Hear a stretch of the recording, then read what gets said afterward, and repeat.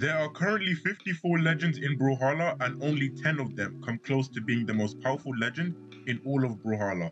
In this video, we will find out which is the most powerful through speculation of their lore and background. Okay, so out of the 54 legends, they come down to the top 10. They either have godlike heritage / involvement, or have supernatural abilities to have enough power to blow up entire planets, or even create cosmological disturbances through space and time, i.e. an entire solar system. These legends are Petra, Artemis, Fait, Thor, Zariel, Mako, Lord Vraxx, Nyx, Thatch, and Dusk. We'll start with Lord Vraxx. His father was Governor Tyrant, who is a mad warlord space alien, and as a cadet, Vraxx, and I quote, excelled in space dogfighting, judging the weak, and planetary immolation. He's definitely a powerful force to be reckoned with in his own way, to be powerful enough to destroy planets, so don't sleep on him just yet. Up next, we have Artemis, aka Mary Washington. At the first sign of her powers manifesting, she opened up a wormhole intending to land in Brawlhalla, yet emerged in the vacuum of space. So already Artemis has space powers that were only beginning to grow, but the next part states that she ripped the core from a nearby star to forge her armor, extinguishing her first solar system. This indicates she has the power to blow up multiple planets at once, whilst only barely learning her new powers, automatically scaling her power level above Lord Vraxx, because he's had his powers for years and has fully mastered them to the best capabilities. Now we have Zariel. They are an interesting one because they are a perfect weapon of holy justice, a celestial dispatched from the great beyond, more specifically the god Palladium, the warrior deity of holy justice. He was sent on a mission from God to watch over Odin, who was jealous of the host and had heard whispers that through the chaos and nonsense of the grand tournament of Valhalla, that Odin had forged a formidable force, sending Zariel to investigate his motley crew. We can suggest Zariel has a power level close enough to Artemis, maybe slightly more, slightly less, because we can't really comprehend how powerful Palladium is and how Zariel really came to be. On to Thor, the one who coined the term Brawlhalla, the god of thunder himself. Now in his lore in Brawlhalla, we don't know much about his power, other than he slayed Dusk and the Elven King in war for Asgard. And he is the son of Odin, the ruler of Asgard. Thor Odinson has superhuman strength, can summon storms of lightning at will, and can fly.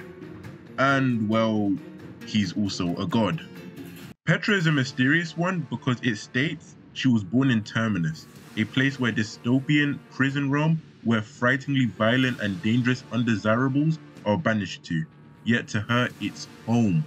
At 19, stumbled across a substance of dark heart quarry with her street gang. Now the power of dark heart itself was so great, the gods folded Terminus into its own dimension, and it became the ultimate cosmic contraband. Some say Petra was infected by dark heart, others say she unlocked its power. What we do know is that Petra had orb sparring matches with Thor. She even went toe-to-toe with him, implying she's strong enough to take on even the gods. The renegade sorcerer Dusk. It was Dusk that led the assault on Asgard, and in their defeat, the Elven King blamed Dusk and banished him to a prison called Elendil Prison, and stayed there for 400 years. Over time, he forged a tool made out of stone and his own magic. He bonded it to his will and turned it into a weapon, smashing the walls and guards and freeing himself. He later fled into the Fangworld, slayed Ember in battle for the Fangworld, and plots his revenge. Just like Artemis, he has his own untapped potential and could even probably beat Thor or come close to his power now. Thatch and Mako. Now you might be wondering, why is Thatch on this list? At first, was struck by Zeus's lightning bolt, Poseidon then fell to earth, his memory gone, doomed to wander the seas as a madman. Now if we take a look at Mako real quick, because it says in rage she led an attack on Atlantis, sinking it beneath the waves and bit off his foot. I repeat, Mako bit off Zeus's foot. No ordinary shark could have enough power to do that much damage to a god, without some magic powers or heritage explanation. And in her lore, her parents were a lunatic and the sea, meaning Thatch has to be the secret god Poseidon, and her mother, well, the sea.